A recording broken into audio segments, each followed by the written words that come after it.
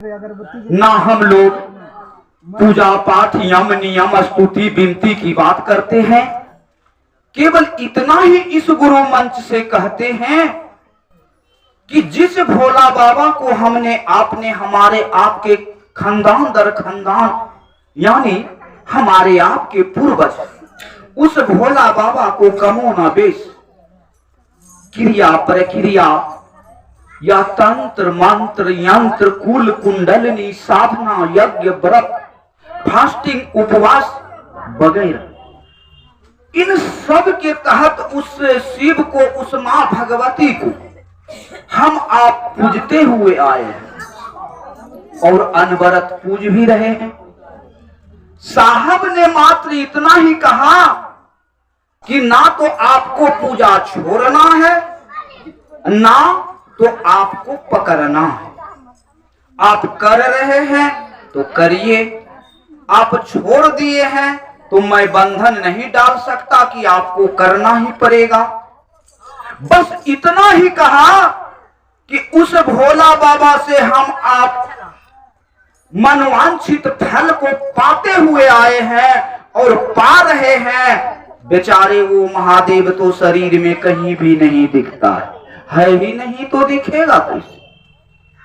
हम लोग मंदिर मस्जिद गिरजाघर द्वारे आदि आदि स्थानों पर जाते हैं पर्यटन के लिए श्रद्धालु गण बन के, लेकिन वहां क्या मिलता है? कोई तो बाबा नहीं होता है, वहां एक पत्थर का टुकड़ा मिलता है। कहा उस पत्थर के टुकड़े को हम आप इष्ट मानकर, अल्लाह खुदा ताला गॉड मानकर, भगवान महेश्वर ईश्वर मानकर जो भी मन की कामना रखते हैं और उनसे हमको आपको वरदान के रूप में मिल जाता है। इसीलिए उनके आगे ये तमाम दुनिया के लोग जनमानस का कतार लगा हुआ रहता है। वो नहीं दे तो हम लोग पीछे हट जाएंगे, नहीं जाएंगे उनके धाम में सरमस्तक होने। लेकिन वो देता है और हम आप लेते हैं। साहब ने कहा कि ए बाबू हम ही आप काहे दूबर रहेंगे? वो तो परमदानी अवघरदानी है, महाकाल महामृत्युंजय सब कुछ है। उनसे हम आप जो भी मांगते हैं और मांगने का हमको आपको जन्मसिद्ध अधिकार ही है, तबे ना मांगते। तो साहब ने कहा कि दाता छुपे नहीं, कोई मांगने आए और कर्म छुपे नहीं भभूत लगाए।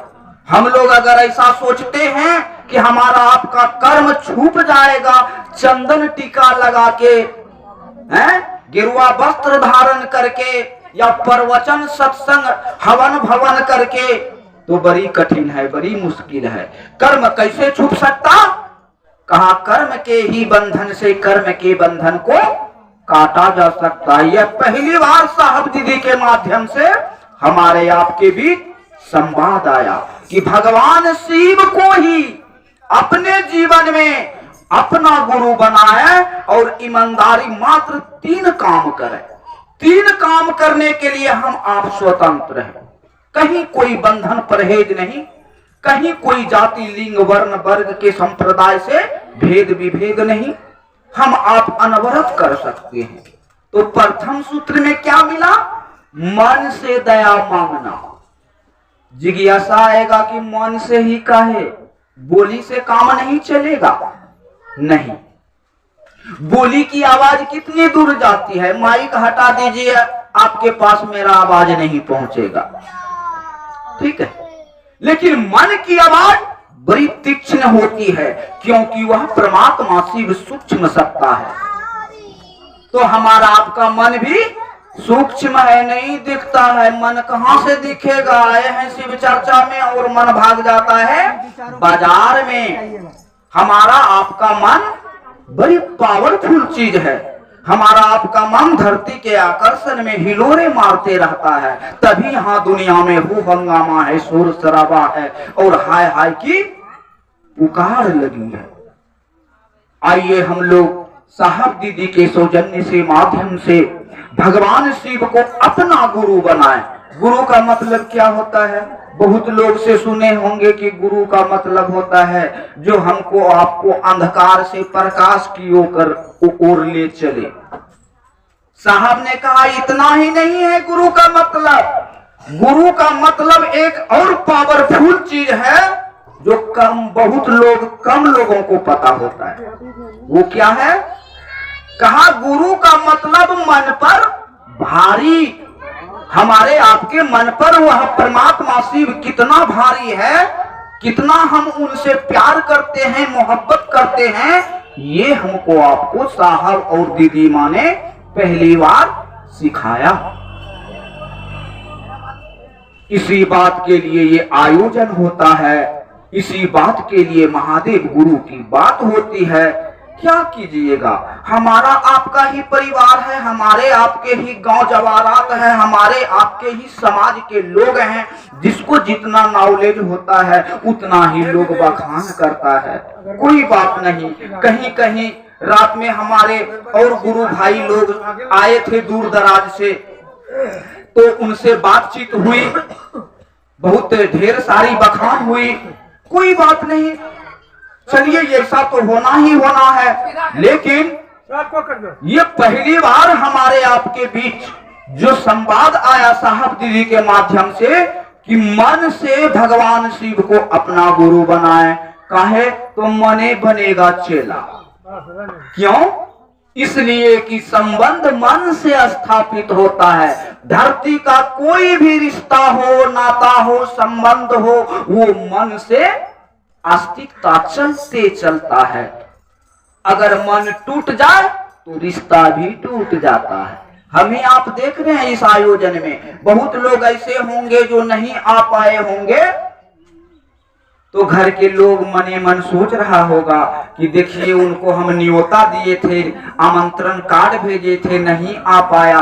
अगर ऐसे 2-4 बार 5 बार आना जाना बिछोभ हो जाए तब मन घोर होगा, तब मन टूटेगा, कहेगा कि अगला वो नहीं आया है, मैं भी नहीं जाऊंगा। क्योंकि मन से रिश्ता पकड़ में आता है। इसलिए मन ही चेला बनता है, मन ही भक्त होता है, मन ही चोर होता है, मन ही शैतान होता है। शरीर बेचारे को क्या लेना देना। ये तो 5 तत्व से क्षिति जल पावक गगन समीर, अब 5 तत्व से बना ये अधम शरीर, अधूरा शरीर। इसमें पूरा के लिए भगवान शिव से ही उनका पता पूछना होगा कि हे महादेव, आप बड़े प्यारे हैं, आप बड़े दुलारे हैं, आपके ही हम बनाए हुए हैं, संसार में आपकी इच्छा से आए हैं। सरकार मुझ में ज्ञान कौन भरेगा, मुझको मार्गदर्शन कौन करेगा। ऐसी ऊर्जा मुझ में डालिए कि मैं जीने की कला सीख जाऊं। दुनिया में आए हैं, कितने दिन रहेंगे, एक दिन चले जाएंगे। बोलो भैया हमारे आप के बीच से चले गए, हम आप भी एक दिन चले जाएंगे, नहीं रहेंगे। यहाँ क्या है अपना, कुछ तो नहीं। ये हाथ आज है, ये हाथ भी मेरा नहीं रहेगा, ये शरीर मेरा है, कल शरीर भी नहीं रहेगा। अगर ऐसा हम आप आजमाएं तो चोट खाए हुए इंसान जब डॉक्टर के घर में जाते हैं तो कहता है कि ये हाथ आपका अब काम नहीं आएगा, तो काट के हटा के फेंक देता है कूड़ा में। यानी हमारा आपका तो कुछ भी नहीं है, जो भी कुछ है वो परमात्मा शिव का है। ये सांस की धड़कन चल रहा है उसी का है, वो जब चाहेगा छीन लेगा, हम आप यहीं रह जाएंगे हाथ मलते। अब एक उंगली भी हिलाने का मुझ में आप में नहीं रहेगा पावर। यही तो सिखाया हमारे आपके गुरु ने। चलिए इसी बात के लिए आज हम आप जीवन का छोटा सा लहंगा निकाल के, वक्त निकाल के इस आयोजन में आए हैं, और उद्देश्य मात्र यही है कि भगवान शिव को ही अपना गुरु बनाएंगे। किसी साधु संत ग्रंथ यंत्र तंत्र के फेर में नहीं पड़ेंगे। क्योंकि याद आ गया मुझे वो दो शब्द मुझे याद आ गया जो अक्सर साहब के पास लोग गाया और गुनगुनाया करता था कि अब तो लागे सब कुछ नया नया रे, शिव गुरु चर्चा दुनिया में जगत में छिड़ गए रे। अब साहब दीदी के मात्र दया से 80 के दशक से ये जो गुरु की बात चली अनवरत विगत ये 42 साल पूरा हो गया। इतने 42 साल के पहले हम आप शिव गुरु को नहीं जानते थे। हाँ, भगवान शिव को जानते थे, उनसे वरदान भी लोगों ने लिया। ये भी हमारे आपके धर्मशास्त्र में, ग्रंथ में, इतिहास में लिखा पड़ा है। लेकिन शिव को गुरु बनाकर बहुत लोग फल को पाया, लेकिन किसी ने किसी को जगने और जगाने की बात नहीं कहा। पहली बार ये साहब दीदी के माध्यम से हमको आपको आशीर्वाद मिला या परिवेश ये समय मिला कि हम आप शिव को सीधे गुरु बना सकते हैं। तो दूसरे सूत्र में कहा कि करो ना यार, जप उप करने से, साधना भक्ति करने से काम नहीं चलेगा। तब कहा गुरु मिली है ना जप से, ना तप से, ना साधना शक्ति भक्त से, गुरु मिली है तो केवल गप से। तो गप करिए गुरु की। लोगों के साथ कहा अनावश्यक समय में हम आप क्या करते हैं, गप ही तो करते हैं। वो टेलीविजन वाला गप हो, सीरियल वाला गप हो, सिनेमा वाला गप हो, या दूसरे का निंदा शिकवा शिकायत वाला गप हो, गप ही तो करते हैं। साहब ने कहा गपे का ना मास्टर है भाई हम लोग आदमी, तो चलिए गुरु का गप करिए। गुरु के गप से ही गुरु मिलेंगे, तो गुरु के गप अनिवार्य हो गया। और तीसरे सूत्र में कहा कि आप दुख में है, कष्ट में है, या आपके ऊपर कर्म फल का दबाव पड़ा हुआ है, झेल रहे हैं, चिल्ला रहे हैं, बिलख रहे हैं, तो नमः शिवाय का सहारा लीजिए। धीरे धीरे महादेव अपनी दया से आपका कर्म फल को विदीर्ण करेगा। और दिवारात्रि में 108 बार, सबको पता है, सब लोग करते। साहब के पास ये भी आया कि सर माला तो करते हैं 108 का, मन भटक जाता है। कहा टुकड़े में करो, टुकड़े में भी वो उतना ही रिजल्ट देगा। तो टुकड़े टुकड़े में कब, कहा 5 बार महादेव याद आया, काम में फंसे हुए हैं तो कामे में मिला दीजिए ना, नमः शिवाय नमः शिवाय नमः शिवाय। 1 घंटे के बाद फिर 5 बार करेंगे, 1 घंटे के बाद फिर 5 बार करेंगे।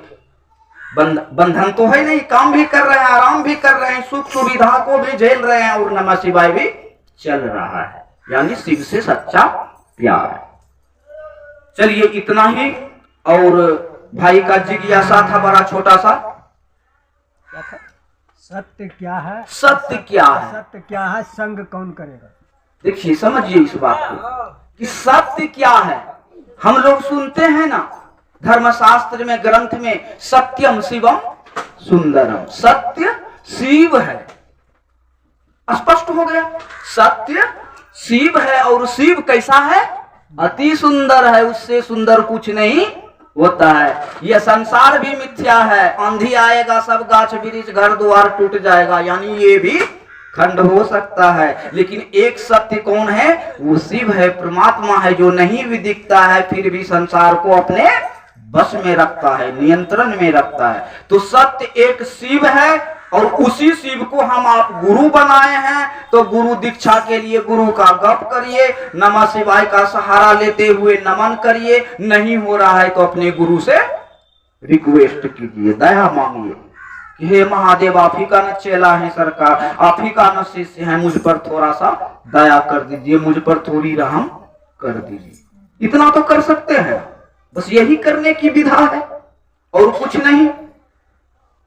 तो सत्य का संगत कौन करेगा, सत्य यानी शिव का संगत कौन करेगा, हमारा आपका मन करेगा। जैसे अब हमारे आपके बीच अवेलेबल नहीं है बुल्लो भैया, शरीर में, देह में अब नहीं है, उनके देह को, उनके शरीर को हम लोग क्या किए, जलाभिषेक कर दिए, जला उला के राख कर दिए और जल में अभिषेक कर दिए, अभिषेक कर दिए यानी जल में बहा दिए उनको। अब बेचारे को शरीर नहीं है, लेकिन इस चर्चा में है कि नहीं है, वो है। शरीर भले ही बदल जाता है और वही दिन, वही एक बात मुझे याद आता है जो साहब अक्सर कहा करता था कि आईना वही रहता है और चेहरा बदल जाते हैं। तो सचमुच शरीर केवल, चेहरा केवल हमारा आपका बदल जाता है, लेकिन वो परमात्मा, वो आत्मा जो सूक्ष्म है, वो नहीं बदलता, वो तो रहता ही रहता है। शरीर में आया तो हम लोग मानव आत्मा कहते हैं, जानवर में आया तो पशु आत्मा कहते हैं, जीव में आया तो जीव आत्मा कहते हैं, और जो किसी शरीर में नहीं आया वो हवा में लहरा रहा है उसे हम आप परमात्मा कहते हैं, परमात्मा कहते हैं। चलिए, संगत कौन करेगा शिव का? हमारा आपका मन।